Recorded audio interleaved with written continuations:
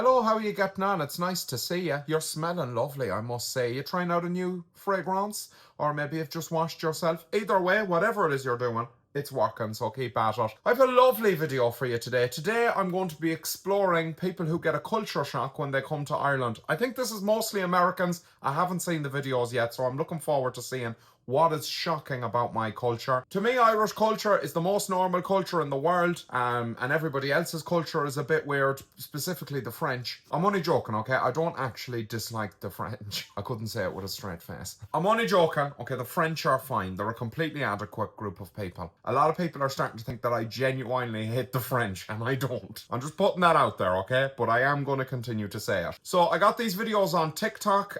They're just a load of tourists who came to Ireland, and they're telling me what's weird about my country. So I'm probably going to get offended. Expect probably some shouting and for me to get extremely defensive. Let's start here. This is 10 culture shocks I had in Ireland as an American. So I noticed first and foremost, before we even start the video, it's pissing rain.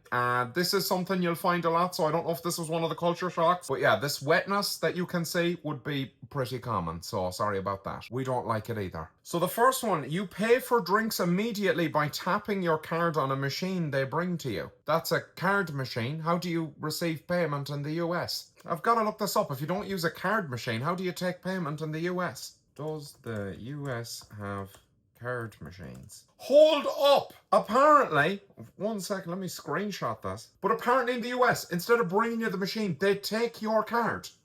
This is horrifying. You're going to give some fucking random stranger your card. You've never met them. You don't know what their intentions are. They're just after giving you food. It doesn't mean they're a good person. I'm sure they're not the worst person, but you don't know that. I'm not letting somebody take my card to a second location. Being taken to a second location is how you get kidnapped. So Americans just love tempting people to rob them, apparently. No, here they bring you the machine, you put your card in, you put your PIN in, or you tap it. And that's that. You're present for the entire money-taking experience, as it should be. And apparently it's also considered weird that you pay for the drinks right when you get them instead of getting your drinks and then paying later on. You're gonna trust some random fucking drunk person to come and pay at the end of the night. This is probably why you're like $1 trillion in debt. Anyway, I have to say, I think our way is objectively better. Okay, now they're just marveling at the washing machine. Washing machines are located in the kitchen. What's wrong with that? Here's the thing with American houses. They're all absolutely enormous. Every single American, even ones who clearly seem to have absolutely no job or anything for doing, have enormous mansions. This is not normal. So yeah, we have to compromise. You have to put your washing machine in the kitchen. We don't have a whole separate room to keep appliances in. We don't have basements. In fact, if somebody had a basement, I wouldn't trust them. I'd be like, what do you need a basement for? What the fuck are you doing down there? You can't be doing anything good. Why do you need that level of privacy? In Ireland, if somebody's doing something suspicious, you'll be able to tell because it's all above the ground. I've always liked it that way. Now, I will say some posh people will have a separate room for their dryer and for their washing machine. But that's people on the big money. Now we're in the bathroom. What's weird about our bathroom? No outlets in the bathroom. What would you be plugging in the bathroom? You don't need to be plugging things in the bathroom. That's dangerous. The bathroom is wet. Water and electricity are to be kept apart. We don't want them together. We also don't have light switches inside the bathroom because it'll get wet. You might get electrocuted. We really don't like the idea of getting electrocuted in Ireland. We never have. Generally speaking, we'll have a little plug that you can plug your shaver into. It's a special plug, a special little weak plug only for shavers. But other than that, if you're plugging in a hairdryer or something like that, you go out into another room, you plug it in and you use it. You don't need to be in the bathroom with a hairdryer or a toaster or a television. You're dancing with death. Also, I don't know if Americans realize this, but you've got weak little plugs. Your plugs are like 120 volts or something like that. Ours are double the power. If you have an altercation with one of our plugs, it's going to leave you on your back. And also you'll be dead. Like, you won't be getting up from your back, is what I'm trying to say. I think that's also why Americans don't have electric kettles, because your plugs are too weak and it would take like 4 days for you to boil water. What's it like to live in a country where they don't trust you with big boy electricity? I suppose you're going to say I'm not allowed to plug anything in my bathroom. Fair enough. I dried my hair in the living room. Yes, where you're supposed to do it. Were you hoping to have a shite while you were drying your hair? That's not the sort of multitasking that I would encourage. Tipping at restaurants is optional, but 10% in sit-down places is the norm. Nothing for drinks and takeaway. I've worked in the service industry. I've worked in customer-facing jobs. I know how horrendous humanity is, so I try to tip people. If you come to Ireland and you get good service, you should know that they're not paid well enough. So please do make an effort to tip them. But when I do tip, I don't think in terms of percentages.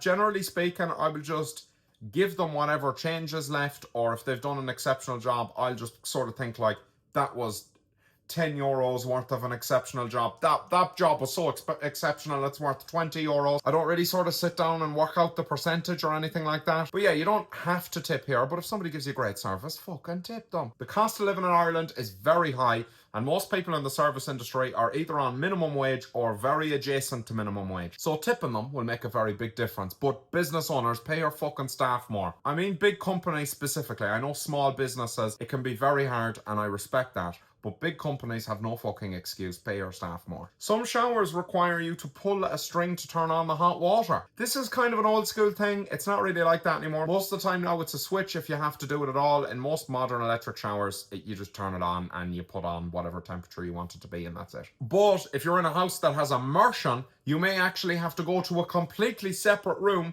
turn on the immersion switch, and wait half an hour, maybe even 2 hours, depending on how much water you need, for the hot water to heat up so that you can use it. And that was the norm until about 15 years ago. So the string pulley thing was, quite the convenience when it came out. But yeah, in general, this is going away, and our showers for the most part work the same as anywhere else now. It's considered very rude to not say thank you to the bus driver when you get off the bus. I wouldn't say it's considered very rude. I would say that generally speaking, I would expect that everybody say please and thank you to everybody they interact with who does anything for them. If they didn't, I would probably think that person is rude, just because it is, if you get on the bus, you go, hello, how you doing? Like I always say hello to any bus driver, taxi man, whatever, I'm assuming that's the same everywhere, no? And then when you're getting off the bus, you thank them because they've gotten you to your destination. So you say thank you, have a good day or whatever. Do you not do that in America? I feel like you do that, no? If you don't do that, I do think that's kind of rude. Not that the bus driver gives a flying fuck whether you're thankful or not, but it's nice to say. Always say please and thank you. Is this a cultural thing? I don't think this is unique to Ireland. Generally speaking, if somebody doesn't say thank you, they're probably a cunt. And just another thing, this is probably more of a city thing too, where people don't say thank you. They're just so used to loads of people being around. In the country, if you don't say thank you to somebody for something, that'll be fucking remembered. Everybody in the town will know you're a prick. There are sheep everywhere. It depends. There's no sheep in Dublin.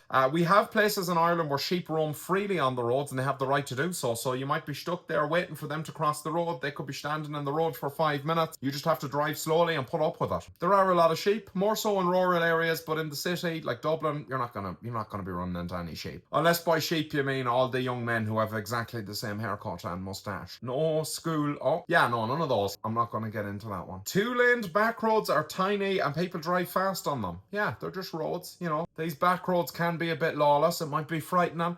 This is really only country roads. Do you not have country roads in America? I feel like every country has country roads, no? On highways, pass on the right. We got pulled over for not passing fast enough. Yes, you gotta go fast in the fast lane. If you're in the fast lane, you do not go slow. That's why it's called the fast lane and not the slow lane. The other lane, the left lane, is for people who want to piss about. They don't say check, they say bill. Actually, I would argue that we say neither. I wouldn't ask for the bill, I wouldn't ask for the check. I would go up and awkwardly stand near the place I need to pay until somebody lets me pay so I can leave quickly. If I were to ask from the table, which I very seldom do, but if I were to ask from the table, I would raise my hand and say, can I pay there? Thanks a million. Generally speaking though, I'm from Mayo, it's very quiet, so I just walk up to the counter and I go, I'll pay there now, and they're like, sound. Here, this is how much it is. You have to use your key card to access the hallways in hotels where the rooms are. Well, yeah.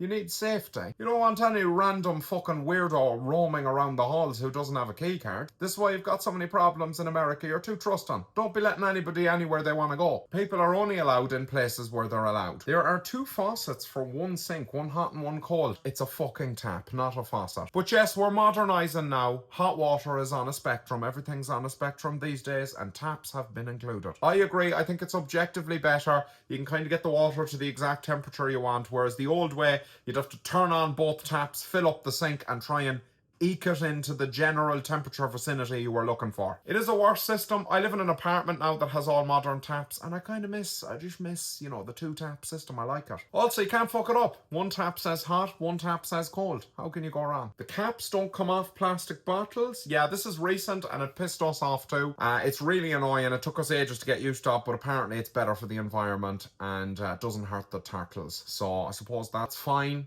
I'm going to be honest with you though, I still don't like it. It's annoying. The cap just be hitting off your face. And frankly, I have enough stress in my life without that. At most fast food restaurants, you leave your garbage for the staff to clean up. No, you don't. If there's nowhere for you to go and put it, if there's no bin, a lot of places will have a bin, but if there isn't one, then yes, you just leave your stuff there. But if there is a bin for you to put it in, you go and you put it in the bin and you leave, your table in as much order as you can. But yeah, some places, particularly small places, they're just not going to have that. So yeah, you just leave your stuff there and the staff will come and get it and you leave them a nice tip. They call pharmacies chemists. Yes, we do. We call it both because they do chemistry in there. They've load of medicine. I call it the chemist. You'd never catch me saying I'm going to the pharmacy. That would be so strange to say. I don't know where that comes from. Probably because when we started getting prescriptions, they were made up by some sort of a witch doctor or something like that. They only have wooden utensils, no plastic. Yes, no plastic utensils generally speaking, unless you go to kind of a dodgy restaurant. And no plastic straws, none of that is allowed. It kills the turtles is my understanding. We hated the straws thing.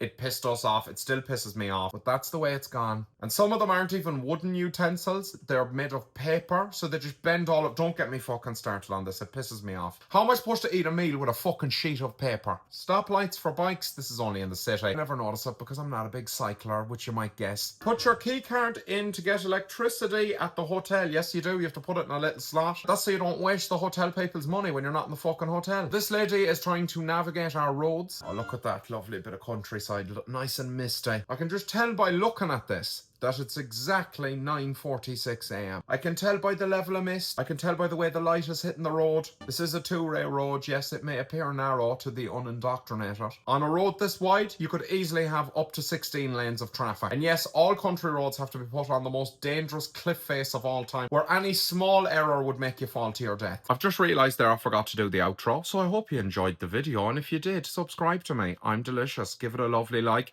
If you'd like to send me more examples of culture shocks, let me know and I'll look into them. Thank you very much. I don't know why I'm winking so much.